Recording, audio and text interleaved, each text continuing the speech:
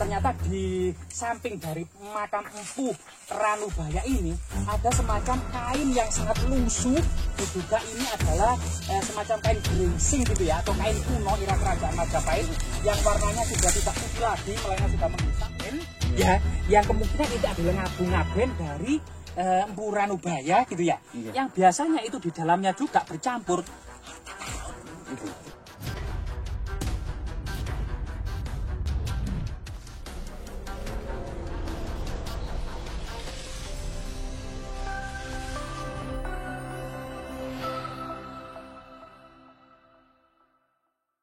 Di masyarakat lereng Gunung Arjuna, tepatnya di desa Curawatu Pak, kalau nggak salah Pak ya.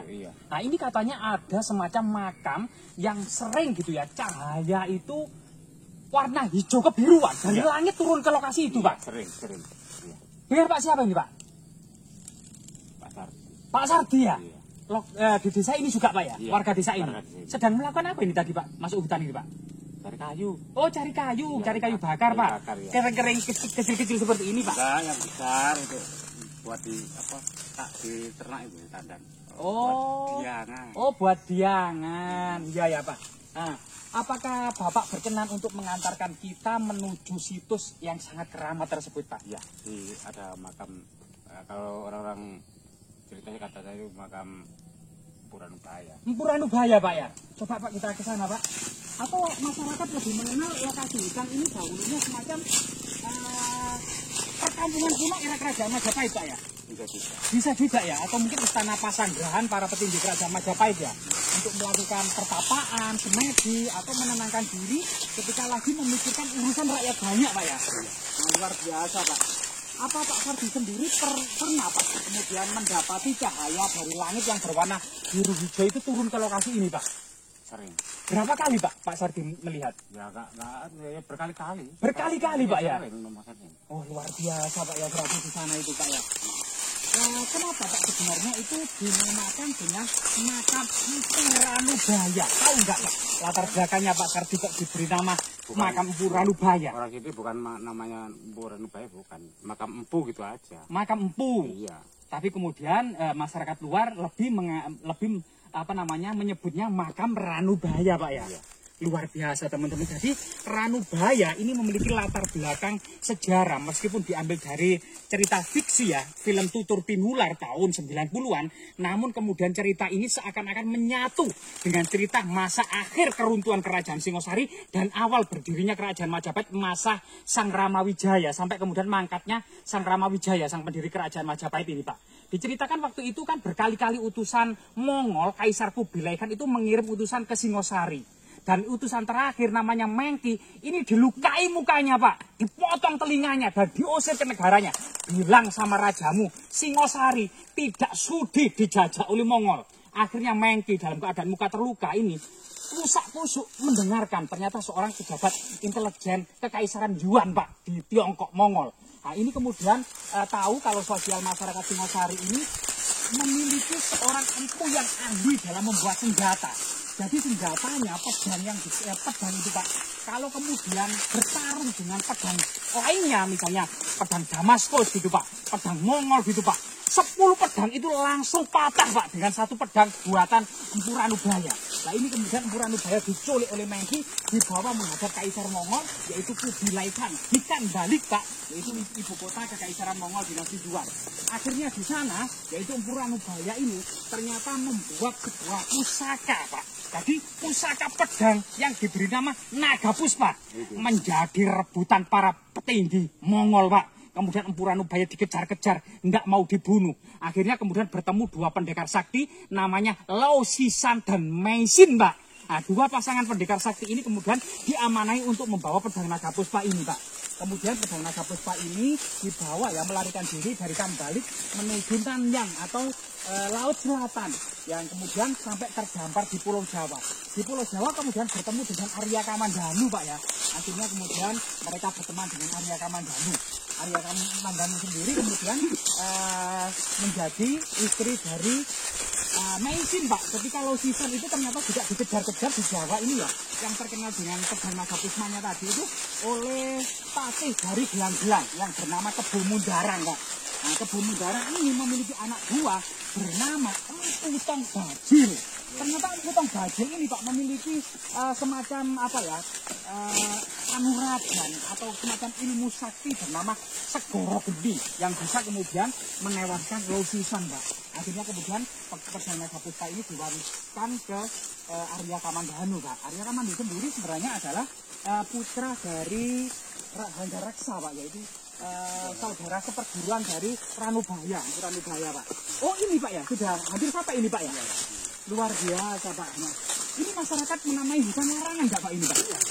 Hutan larangan. Gimana cerita magis yang ada di hutan larang ini Pak? Tentang hewan-hewan yang ada di lokasi ini katanya Pak. Kalau hewan-hewan di sini kalau ada buat di kejar atau ada posisi kecepet itu pasti yang di sini.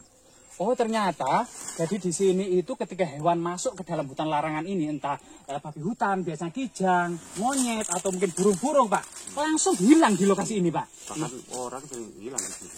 Orang pun sering hilang di lokasi ini. Jarang orang di sini ya. Nah, jarang sekali orang-orang yang datang ke sini. Jadi kita harus hati-hati teman-teman, kita harus waspada dan berdoa ya sesuai dengan agama dan keyakinan masing-masing. Karena kita memasuki hutan larangan. Tempat pertapaan di sini. Loh ini Pak ya, ada cungkup dari kayu ini Pak ya. Dan benteng Pak ini ya. Tapi rahayu apa ini Pak? Ini apakah ya? Akar mimang ya ini teman-teman ya. Ini kita teman-teman. Rahayu. Oh ini Pak ya, pertapaan itu Pak ya. Yang dikenal dengan pertapaan Puranubaya Pak ya.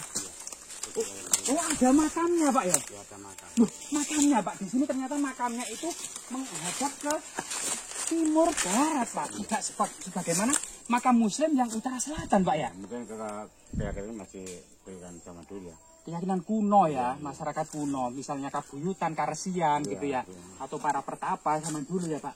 Coba kita sowan Pak ya, monggo Pak. Kita semacam menghormati ya, leluhur kita Pak. Jadi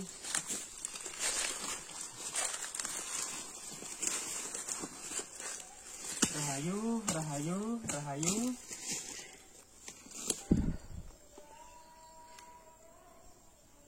Jadi Sekaring Jagat, Bawono Langgeng, Sekaring Kajan, Sekaring Mayang. Kali ini teman-teman ya, kita berada di lokasi hutan larangan yang kemudian masyarakat mengenalnya sebagai makam dari Empu Ranubaya, sang pembuat pusaka pedang Naga Puspa yang saya ceritakan tadi ya, dalam sebuah kisah fiktif dalam film Tutur Tinular.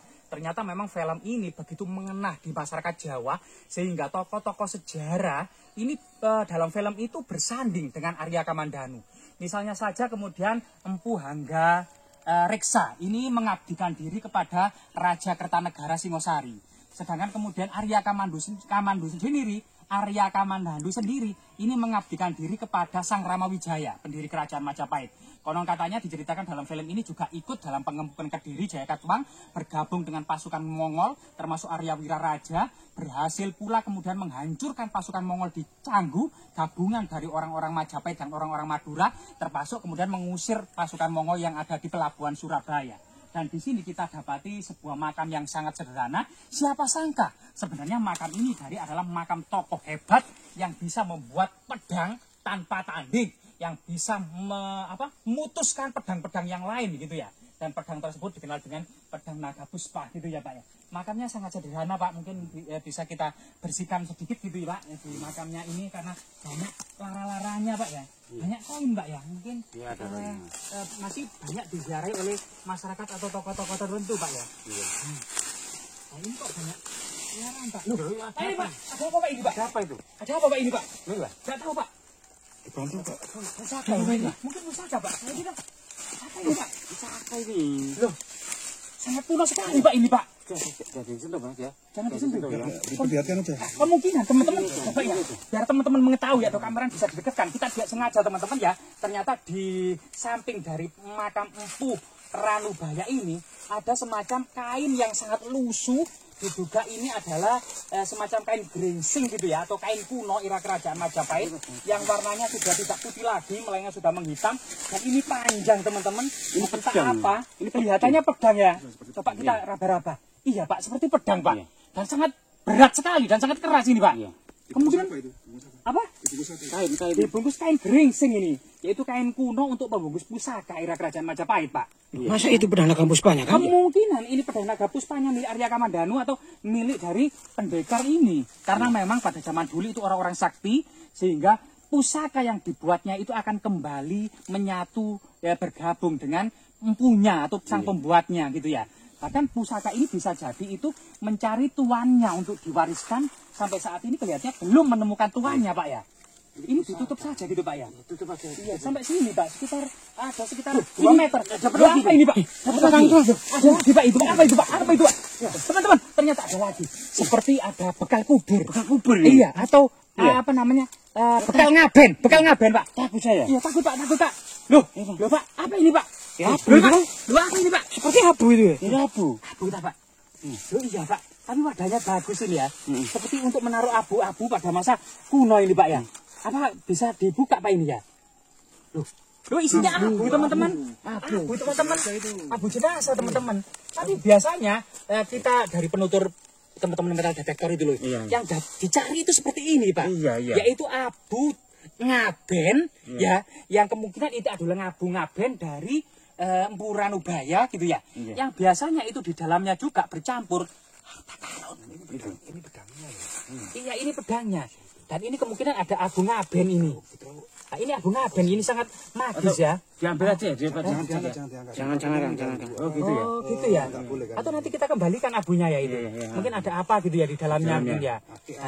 Atau ake atau pusaka. Loh, loh, banyak teman-teman. Loh, ada koinnya. Ada koin kepeng. Ada koin kepeng. Takut saya. Takut ya, Pak ya. Takut kena kutukan ya, Pak. Ternyata teman-teman, ini abu bersama koin yang cukup banyak, teman-teman. Jadi bercampur abu lah, ini juga ada semacam apa? Enggak tahu ini apa namanya, bekal kubur atau semacam peripih gitu ya, peripih. Dan ini enggak tahu ini banyak apa enggak. Loh, ternyata banyak sekali, teman-teman. Banyak sekali penuh dengan apa namanya? Senjata-senjata kuno, peripih dan koin kepeng, teman-teman. Dan banyak sekali di dalamnya. Dan kita tidak niat untuk mengambil apa-apa loh, teman-teman. Karena ini merupakan bagian dari budaya dan tinggalan ya yang sangat monumental yang kita tidak akan mengambilnya, teman-teman ya. Cuma kemudian teman-teman bisa mengejum saja. Di sini kemungkinan ada apa namanya? Abu jenazah dari Empu Ranubaya bersama bekal kubur, Pak ya. Jadi kita kembalikan, Pak ya. Kita kembalikan saja dan kita tutup sedemikian kala tadi. Ya, ditutup dengan batu apa, Pak tadi? Tidak, gini, cuma gini aja. Ditutup dengan daun-daun kering tadi ya. Enggak ada batunya, tak, Pak ya? Mungkin rezeki kita kan. Mungkin rezeki kita diperlihatkan. Biasanya itu apakah masyarakat tidak jarang yang berani ke sini, Pak ya? Enggak ada, Pak ya? Iya, memang sebagian pusaka itu memang menurut cerita tutur atau pengalaman mistis itu berwujud sosok cahaya berwarna biru kehijauan, Pak. Biasanya itu bisa terbang ke lokasi yang diinginkan, bisa masuk ke dalam seseorang ketika mau menjadi pemimpin atau satrio piningit. Akhir-akhir ini kan enggak mau pilihan kepala daerah, Pak. Baik itu wilayah maupun daerah, Pak ya. Baik itu gubernur maupun bupati bahkan lurah-lurah. Nah, biasanya pusaka-pusaka itu melesat dari sebuah tempat yang keramat turun ke sosok yang pemimpin yang diinginkan atau yang ditakdirkan atau yang direstui para leluhur, Pak. Bahkan kemudian saat ini mungkin pusaka-pusaka itu kembali, Pak ya, kembali kepada empunya sang pembuat pusaka tersebut, yaitu mungkin Empu Ranubaya dan lain sebagainya ya. Kita tutupi saja. Mungkin juga nanti juga hilang-hilang sendiri, Pak ya. Atau mungkin juga nampak-nampak sendiri dan memang itu adalah sebuah fakta dan realita yang ada di tengah-tengah masyarakat. Keberuntungan kita diperlihatkan abu jenazah Empu Ranubaya atau tinggalan-tinggalan kubur ngaben, termasuk kemudian pusaka naga puspa yang sangat luar biasa terkenal sakti itu ya, dalam kemudian apa namanya tutur tinular gitu, Pak ya. Nah, ini mungkin pesan-pesan, Pak, untuk generasi muda, mungkin ada sedikit, Pak, pesan-pesan dari Pak Dar Ya, tentang tempat seperti inilah. Untuk tempat-tempat seperti ini, karena ini termasuk peninggalan leluhur ya, kita harus menjaga dan merawat itu aja. Biar generasi yang akan datang bisa mengenang dan melestarikan. Ya. Sebenarnya jalan kaki ya di lereng Gunung Arjuna ini dari parkir atau dari kampung terdekat itu kira-kira perjalanan berapa jam sih, Pak? Tadi kira-kira itu sekitar ya ada ya 2 sampai 3 jam lah. 2 sampai 3 jam menuju lokasi ini, Pak ya. Jadi ini sangat luar biasa sekali temuan kali ini kita, teman-teman, yaitu pedang puspa kemungkinan dan sebuah makam yang sangat berharga saja milik tokoh sakti Empu Ranubaya dan kemungkinan adalah bekal ngaben, Pak ya. Bahkan kita tidak akan pernah mengambil apapun di lokasi ini ya. Kita semata-mata untuk eksplorasi, edukasi saja gitu ya. Dan semoga lokasi ini sejarah peradaban Nusantara. Semoga bermanfaat. Jas merah. Ya, jas merah, jangan sekali-kali meninggalkan sejarah.